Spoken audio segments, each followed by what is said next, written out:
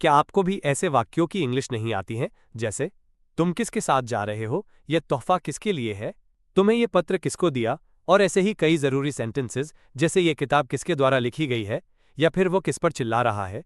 तो आज के इस वीडियो में हम सीखेंगे प्रीपोजिशन प्लस whom का सही इस्तेमाल, वो भी आसान हिंदी और क्लियर इंग्लिश के साथ।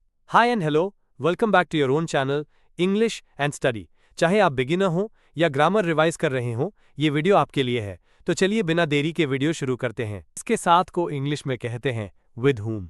अब देखते हैं वाक्यों की इंग्लिश, जैसे तुम किसके साथ जा रहे हो।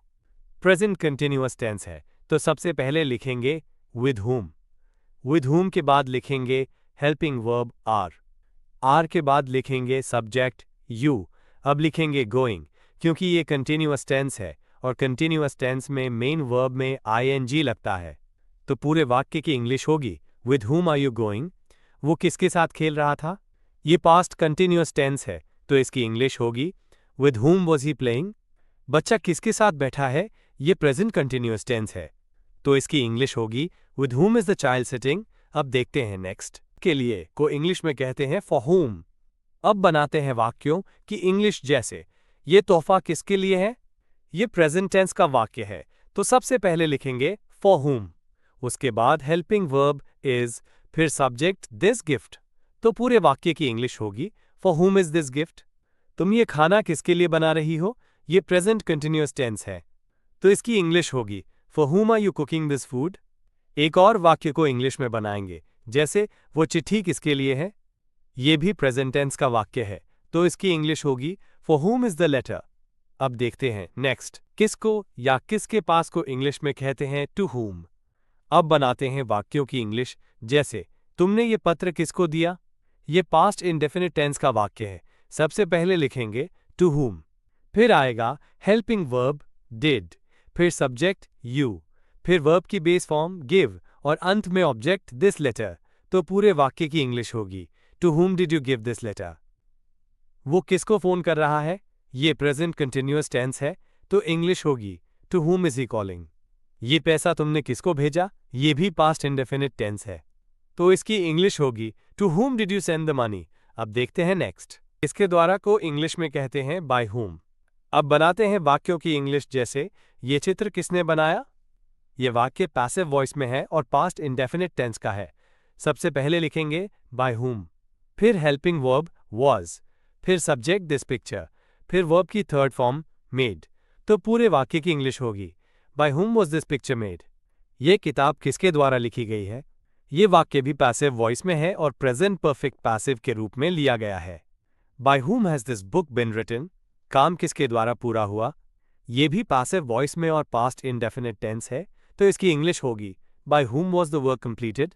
अब देखते हैं नेक्स्ट किसके बारे में को इंग्लिश में कहते हैं अबाउट whom। अब बनाते हैं वाक्यों की इंग्लिश, जैसे तुम किसके बारे में बात कर रहे हो। यह प्रेजेंट कंटिन्यूअस टेंस में वाक्य है, सबसे पहले लिखेंगे अबाउट whom, फिर हेल्पिंग वर्ब आर, फिर सब्जेक्ट यू, फिर वर्ब टॉकिंग। तो पूरे वाक्य की इंग्लिश होगी about whom are you talking. वो किसके बारे में सोच रहा है, ये भी प्रेजेंट कंटिन्यूअस टेंस है, तो इसकी इंग्लिश होगी about whom is he thinking. ये कहानी किसके बारे में है, तो इसकी इंग्लिश होगी about whom is the story. अब देखते हैं नेक्स्ट किससे या किसके पास से को इंग्लिश में कहते हैं फ्रॉम whom। अब देखते हैं वाक्यों की इंग्लिश, जैसे तुमने ये किताब किससे ली।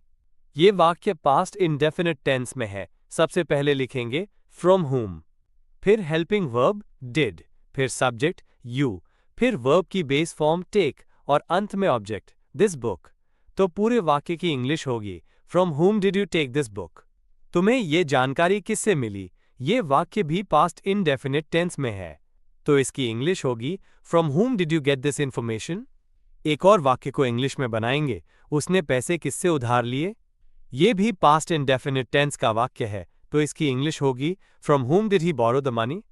अब देखते हैं नेक्स्ट किसका या किनका को इंग्लिश में कहते हैं ऑफ whom। ये घर किसका है। ये वाक्य प्रेजेंट इंडेफिनिट टेंस में है, तो सबसे पहले लिखेंगे ऑफ whom, फिर हेल्पिंग वर्ब इज, फिर सब्जेक्ट दिस हाउस। तो पूरे वाक्य की इंग्लिश होगी of whom is this house. वे लोग किसका इंतजार कर रहे हैं। ये वाक्य प्रेजेंट कंटिन्यूअस टेंस में है, तो इसकी इंग्लिश होगी of whom are they waiting, वो बच्चा किसका दोस्त है। ये वाक्य भी प्रेजेंट इंडेफिनिट टेंस में है, तो इसकी इंग्लिश होगी of whom is that child a friend। अब देखते हैं नेक्स्ट। किस पर या किसको देखकर को इंग्लिश में कहते हैं at whom। वो किस पर चिल्ला रहा था, ये वाक्य पास्ट कंटिन्यूअस टेंस में है। सबसे पहले लिखेंगे at whom, फिर हेल्पिंग वर्ब was, फिर सब्जेक्ट ही, फिर वर्ब शाउटिंग। तो पूरे वाक्य की इंग्लिश होगी at whom was he shouting। उन्होंने किसको देखा, यह पास्ट इंडेफिनिट टेंस में है, तो इसकी इंग्लिश होगी at whom did they look, वो किसको देखकर हंसा। ये भी पास्ट इंडेफिनिट टेंस में है, तो इसकी इंग्लिश होगी at whom did he laugh। अब देखते हैं नेक्स्ट। किसके अधीन या किसके नीचे को इंग्लिश में कहते हैं अंडर whom। अब बनाते हैं वाक्यों की इंग्लिश, जैसे तुमने किसके अधीन काम किया।